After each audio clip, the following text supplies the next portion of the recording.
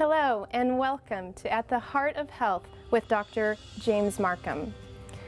In today's well-marketed world, it's hard to know who or even what to believe when it comes to health care. In each program, Dr. Marcum, a board-certified behavioral cardiologist, takes a balanced approach using common sense modern medicine and the ultimate source of truth, the Bible, recognizing that at the heart of health is love.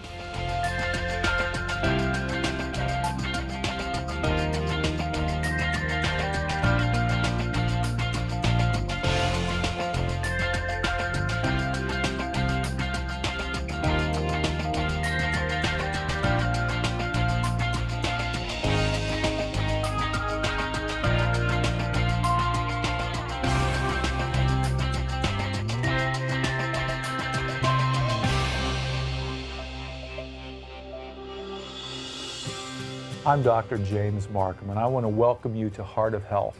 Thank you for taking time out of your busy schedule. I think you're going to find today's program especially interesting, especially if you might have pains in the back or might have aches and pains. We have a special healer with us today, Dr. Lisa Morris. Her specialty's in chiropractic medicine. You know, friends, all of us out there can be healers, and there's many different ways to heal. And today especially, we're going to focus on how chiropractors heal the body. Dr. Morris, thank you for joining us. I'm going to call you Lisa, and you can call me Jim, or whatever you want to call me. Okay, Jim. We're just glad you're here. And tell me a little bit about yourself, Lisa. How did you end up getting interested in chiropractic mode of healing? Well, that's a good question. Okay. I was raised in a very medically oriented family. I had never heard of chiropractic. Okay. And you can say God just hit me over the head in the direction that He had planned for me. And I was 19 and I knew it all. And it's one of those incidences where I said, Daddy, can I have a sunroof? Can I have a sunroof in my car? The answer was no for a continuous year. Then one day he said, yes. Really? Yeah, cool. So he put a sunroof in the car. You mean you already had a car and you put a sunroof in Yes. the car? Okay. And Why'd you want a sunroof so much? I just wanted one. Okay. 2 days after I got my sunroof, I had a severe accident and I went through the sunroof. And believe it or not, the sunroof saved my life. Wow. So, but the circumstances of the accident I should not have been alive. We always hear those stories. But it was from that accident that led me to a chiropractor. It took 2 years for me to find one, but I found it, and that's when the passion came to me, and here I am today. Now, did you see any other doctors or healers along the way, or did you just start right with the chiropractor? I just started with the chiropractor. I had only been to the emergency room, and nothing was broken, praise the Lord. Okay. And I just had a lot of chiropractic problems that we will talk about in a minute. So you got interested in the field. Did you have to go and get special training, or how do you become a doctor of chiropractic medicine? Well, you do need your bachelor's degree, preferably in science. And then there's a 4-year college. I went to Life College in Marietta, Georgia. And my husband is a chiropractor. We met in undergraduate school, and we both had the callings to go together. Well, we're glad you've joined us, and we've collected questions from literally all over the world. People send us our questions to heartwiseministries.org. And we're going to answer the first question from New York right after we come back from this short break. I'm Dr. James Marcum, and I talk to patients every day who want to know the truth in healthcare. On our website, heartwiseministries.org, you can have your questions answered. You can read my blog where I talk about interesting and controversial subjects in medicine. You might choose to go to the radio or television sections and learn more about all sorts of health topics. Take the time and go to heartwiseministries.org.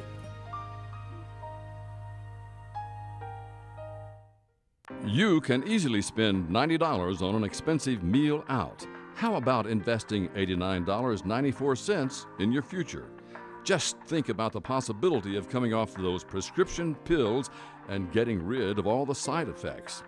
Think about feeling better than you have ever felt in your life. This is all possible for you. For only $89.94, you will receive a 7-part DVD series, Weight Management by the Book, a 30-lesson workbook with over 100 recipes, and if ordered today, exercise tubes will be included for free to help with your journey. There are many programs available, but this unique program has identified the truth about how to manage weight. This program is not available in stores. This limited offer will not last long. Pick up the phone now and dial 877-504-9628. Operators are standing by. This call will change your life forever.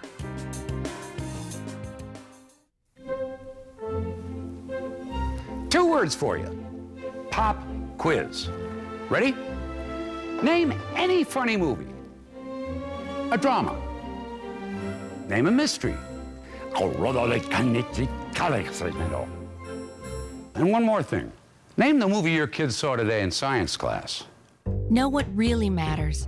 Know about your kid's school and know about your kid. Find out 100 ways to know more, do more. Welcome back to Heart of Health.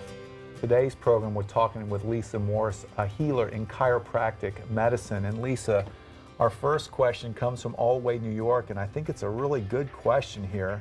And this is a question I think all of our viewers have had at one time. And I look at our picture, and a person has back pain, and it's just that this person says, "I've suffered from low back pain."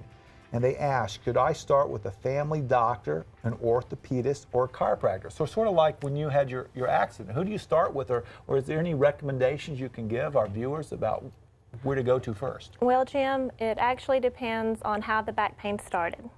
If you were in a trauma, if you were in a car accident and something was injured at that time, it's always good to go to the ER and have an x-ray taken to make sure nothing is broken. Okay. If you picked something up wrong, if you twisted wrong, you woke up in bed, something was happened that way, then definitely the chiropractor is the first step to go. And what we do is we would take our x-rays and a complete physical exam there, and then we would determine what type of musculoskeletal injury that you have. It's not always the muscle's fault. You have to think of why you have the pain. Okay? Mm-hmm. The reason why your body allows pain to happen is it is an alarm mechanism. Something is wrong. So pain's not good? Pain is good. Oh, pain is good. Pain is good. It's an alarm. It's your body telling you that something's wrong. And generally, when someone will have back pain, they can tell you where it is. Okay? And as they point to me where your problem is, and they'll have their finger right on it, or this region. And so at that point, your body is scared. It's saying, okay, I have nerve compression. I have a part of my body that is afraid. And so my body is trying to tell me that something's wrong. And many people will overlook these little signs. A lot of times they'll think of it as a strain or a sprain, and they'll take muscle relaxers, they'll take something to take away the pain, and then they go on, and then someday comes and it comes again, but this time it's a little worse. And then a little worse. And so when it goes from the blinking yellow lights to the red light, it's the red light where they can't walk in. And that's what we hate to see. So if we can get them early enough, we can prevent a lot of bad things happening down the road. So when someone has pain, you know, they see what caused the pain. If there's no trauma, pain is good because it lets us know there's a symptom. Exactly. And we need help. It is, again, your body's just alarm system. Now, I wear a lot of lead when I'm at the cath table, and that puts me in funny positions. And occasionally I have back pain, but it always sort of goes away. Now, is that something that I should be worried about? Or, you know, a lot of people have pain that sort of comes and goes. It's not a real problem. Is that something that a normal person should worry about? Well, again, that's a good question. In your case, if you're constantly bending down with some type of heavy lead, then the structure of your spine, the hips, and all of that, the structure of that would be changing, which could be causing the muscle fatigue or the muscle pain at that point. However, what happens is what chiropractors call a subluxation. A subluxation is nerve impingement, where two bones have shifted within the spine and it rocks and puts pressure on a nerve. Okay, that is when typically the muscles will start to alert you that there's a problem. Your body is just giving you right now those blinking lights, and eventually it will turn. So a lot of what you do depends on how the nerve communicates and when you see a nerve not working well for whatever reason, you sort of take the pressure off of it. I remove the interference. So, right, so everything, and that happens through all these neurotransmitters. So you really do change the chemistry a lot, not necessarily giving a pill, but just by changing the way things sit? Exactly. For example, Jim, let's say that the nerve running to your heart is impinged, okay? And let's say that it is impinged by 30%. Do we know that there's an impingement?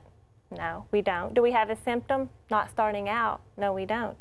But over time, that person is more apt to have a heart murmur or irregular heartbeat, and eventually a symptom will arise. Right. Okay, that part of your body will become weaker and weaker and weaker until you have a symptom. Now, you know, most people, by the age of 5, the average person has fallen 5,000 times. So many of the problems that we have as adults happened as a child, and we grew up with it. So we might be having these structural problems and these nerve impingements that we don't even know about. Exactly. If you have a 30% interference, then your heart is 70% alive, but 30% dead. Wow. It does not have the function, and your body requires function. Wow. And also, if your nerves don't work well, you don't know the proper way to feel even. Exactly. Well, that's scary, because I might be having some serious problems and I don't even know it. Well, yes. And yes, and you know, subluxation is known. I felt a lot. You might, you know. It's known as a silent killer. Okay. I'm going to remember that word. It's called subluxation. Yes. Okay, now I have a question for you. This subluxation stuff seems very, very bad, something that we don't want to have. I've always talked about, you know, disease as stress on the body. Yes. You know, some stress that happens that God didn't make us intended for. And that stress can come from many different things. What would you say, you know, we've mentioned falls as a cause of stress on the body. What are other common stressors that would cause back pain that God didn't make us to have? Okay, well, I'm going to share this with you, okay? Are you familiar with homeostasis? Yes, I am. Okay, homeostasis is perfect balance within the body, okay? When we're born, we are born with homeostasis. Then, as you're talking about stresses enter the body. There's chemical stresses, the foods that we eat. There's physical stresses by playing and trauma. And then there's emotional stresses from family and work. The bones in your back, or the segments in your spine, are like circuit breakers. And when you overload a circuit breaker, what's going to happen? It's going to trip. Well, the weakest segments in your spine are going to trip. So you don't have to have a physical trauma. You could have gone to McDonald's and overloaded your body, okay? You could have stayed up late on having surgery one night and overloaded your body from the emotional stress. How about carrying too much weight? Weight has a lot to do with it, among a lot of other conditions. Yes. Wow.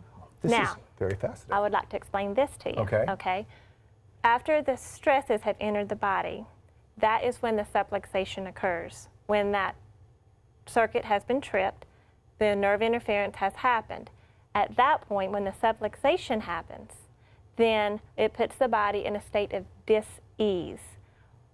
When we were talking about how the nerve is transmitting to a specific part of the body, well, now that nerve is not functioning 100%. That organ, that cell, that tissue, that bone is not functioning at 100%. And so it's in a state of dis-ease. Oh, yeah. Now, Jim, what do you think would happen after a state of dis-ease?